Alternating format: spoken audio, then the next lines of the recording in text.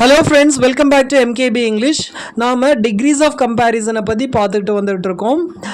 போன வீடியோஸ்ல எதை பத்தி பார்த்தோம் அப்படின்னா 1 to 1 comparison எப்படி பண்றது, 1 to all comparison எப்படி பண்றது அப்படின்னு பார்த்தோம். இப்போ நாம இந்த வீடியோல 1 to a few, அதாவது ஒருத்தரை சில பேர் கூட மட்டும் எப்படி கம்பேர் பண்றது அப்படின்னு தான் பார்க்க போறோம். இந்த வீடியோ உங்களுக்கு புரியணும் அப்படின்னா நான் டிகிரிஸ் ஆஃப் கம்பேரிசன் மேலே ஏற்கனவே 2 வீடியோ போட்டிருக்கேன். அதை பார்த்துட்டு இதை பார்த்தா தான் உங்களுக்கு புரியும் ஃப்ரெண்ட்ஸ், இல்லைனா புரியாது. ஸோ பார்க்காத இருந்தீங்க அப்படின்னா அதை பார்த்துட்டு வந்துடுங்க. சரி, இப்போது 1 to a few கம்பேரிசன் எப்படி பண்ணலாம் அப்படின்னு பார்க்கலாம் ஃப்ரெண்ட்ஸ். ஃபுட்பால் அளவுக்கு சில கேம்ஸ் தான் இன்ட்ரெஸ்டிங்காக இருக்குது அப்படின்னு சொல்லுவோம் இல்லையா, இதை எப்படி இங்கிலீஷில் சொல்லலாம் அப்படின்னா very few games are as interesting as football. Very few games are as interesting as football. இந்த சென்டென்ஸை நாம் வெரி ஃபியூலேருந்து ஸ்டார்ட் பண்ணுவோம். அதனால தான் நான் இதை வெரி ஃபியூ சென்டென்ஸ் ஸ்ட்ரக்சர் அப்படின்னு சொல்கிறேன். இங்கே நான் ஃபுட்பாலை ஒரு சில கேம்ஸோட கம்பேர் பண்ணி இதில் ஃபுட்பால் அளவுக்கு இன்ட்ரெஸ்டிங்காக ஒரு சில கேம்ஸ் தான் இருக்குது அப்படின்னு சொல்கிறேன். இந்த மாதிரி ஒரு விஷயத்தை சில விஷயத்தோட கம்பேர் பண்ணும்போது தான் இந்த வெரி ஃபியூ சென்டென்ஸ் ஸ்ட்ரக்சரை யூஸ் பண்ணுவோம். சரி, இந்த சென்டென்ஸ் பாசிட்டிவாக கம்பேரிட்டிவாக சூப்பர்லேட்டிவாக அப்படின்னு கேட்டிங்கன்னா இது பாசிட்டிவ். நான் ஏற்கனவே சொல்லியிருக்கேன். இது ஒரு வேளை கம்பேரிட்டிவாக இருந்தது அப்படின்னா இந்த அட்ஜெக்டிவ்க்கு முன்னாடி மோர் வந்திருக்கும், இல்லை இந்த அட்ஜெக்டிவ்க்கு அடுத்து தேன் அப்படின்ற வேர்டு வந்திருக்கும். தேன் அப்படின்ற வேர்டு இருந்தால் தான் அது கம்பேரிட்டிவ் அப்படின்னு நான் ஏற்கனவே சொல்லியிருக்கேன். அதே மாதிரி ஆஸ் அப்படின்ற வேர்டுக்கு நடுவில் அட்ஜெக்டிவ் வந்தது அப்படின்னா அது கண்டிப்பாக பாசிட்டிவ் டிகிரி தான். இங்கே ஆஸ் இன்ட்ரெஸ்டிங் அப்படின்னு சொல்றதுனால இது பாசிட்டிவ் டிகிரி. சரி, இப்போ இதையே கம்பேரிட்டிவ்ல எப்படி சொல்லலாம் அப்படின்னு பார்க்கலாம் ஃப்ரெண்ட்ஸ். ஃபுட்பால் மற்ற கேம்ஸை விட இன்ட்ரெஸ்டிங்காக இருக்கும் அப்படின்னு இந்த ஃபுட்பாலை மற்ற கேம்ஸோட நாம் கம்பேர் பண்ணுறோம் இல்லையா, சில கேம்ஸோட கம்பேர் பண்ணுறோம் இல்லையா, அதனால் இந்த ஸ்ட்ரக்சரை எப்படி சொல்லலாம் அப்படின்னா இங்கிலீஷில் football is more interesting than many other games. Football is more interesting than many other games அப்படின்னு சொல்லலாம். இங்கே இந்த சென்டென்ஸில் மெனி அதர் அப்படின்னு வரதை பார்த்து உங்களுக்கு ஒரு சந்தேகம் வரலாம். நீங்கள் சில பேர் கூட தானே கம்பேர் பண்ணணும் அப்படின்னு சொன்னீங்க, இங்கே மெனி அதர் அப்படின்னு வரும்போது நிறைய பேர் இல்லையா அப்படின்ற சந்தேகம் உங்களுக்கு வரலாம். கம்பேரிட்டிவ் டிகிரியில் இதை நாம் சொல்லும்போது அதுக்கான சென்டென்ஸ் ஸ்ட்ரக்சர் இது தான்.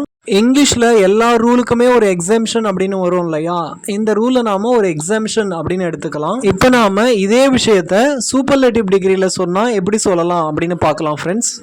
பெரும்பாலான இன்ட்ரெஸ்டிங் கேம்ஸில் ஃபுட்பாலும் ஒன்று, பெரும்பாலான இன்ட்ரெஸ்டிங் கேம்ஸில் ஃபுட்பாலும் ஒன்று அப்படின்னு சொல்லுவோம் இல்லையா, இதை எப்படி இங்கிலீஷில் சொல்லலாம் அப்படின்னா football is one of the most interesting games. Football is one of the most interesting games அப்படின்னு சொல்லலாம்.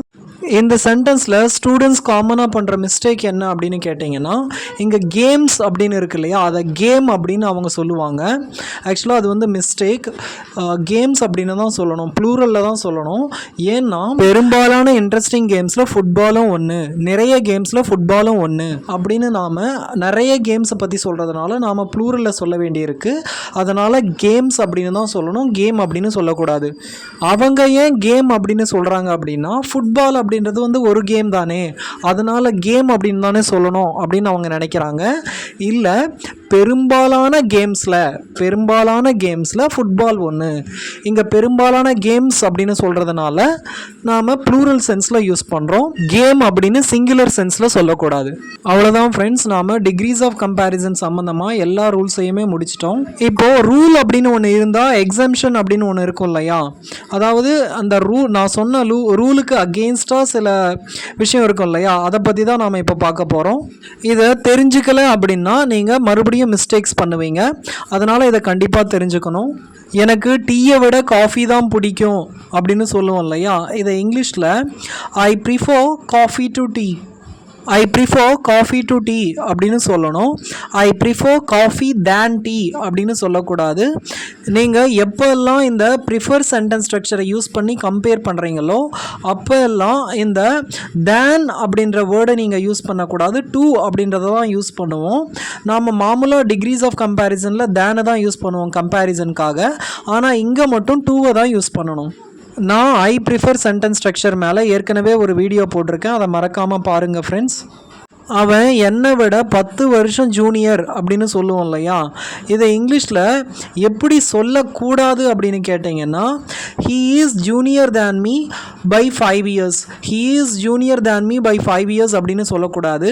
இதை சரியாக எப்படி சொல்லணும் அப்படின்னா, he is junior to me 5 years. he is junior to me 5 years. ஏன் நாம் தேனுக்கு பதிலாக டூவை யூஸ் பண்ணோம் அப்படின்னா, இந்த சீனியர் ஜூனியர் அப்படின்ற வேர்ட்ஸ் எல்லாம் வரும்போது இந்த வேர்ட்ஸுக்கு அடுத்து டூவை தான் நாம் யூஸ் பண்ணணும், தேனை யூஸ் பண்ணக்கூடாது. ராம் அவனோட சிஸ்டரை விட பெரியவன் அப்படின்னு சொல்லணும்னா அதை எப்படி இங்கிலீஷில் சொல்லலாம் அப்படின்னு கேட்டிங்கன்னா, Ram his elder to his sister. Ram his elder to his sister அப்படின்னு சொல்லணும். நாம் ராம் இஸ் எல்டர் தேன் ஹிஸ் சிஸ்டர் அப்படின்னு சொல்லக்கூடாது, சொன்னால் அது தப்பாயிடும்.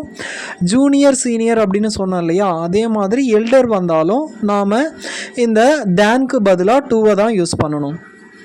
இந்த 2 புத்தகத்தில் இதுதான் சிறந்தது அப்படின்னு சொல்லுவோம் இல்லையா, இதை இங்கிலீஷில் this is the best book of the 2 அப்படின்னு சொல்லக்கூடாது, this is the better book of the 2 அப்படின்னு தான் சொல்லணும். அவ்வளோதான் ஃப்ரெண்ட்ஸ். இந்த வீடியோ உங்களுக்கு பிடிச்சிருந்தது அப்படின்னா லைக் பண்ணுங்கள், மறக்காமல் என்னோடய சேனலுக்கு சப்ஸ்கிரைப் பண்ணுங்கள் ஃப்ரெண்ட்ஸ். தேங்க்யூ.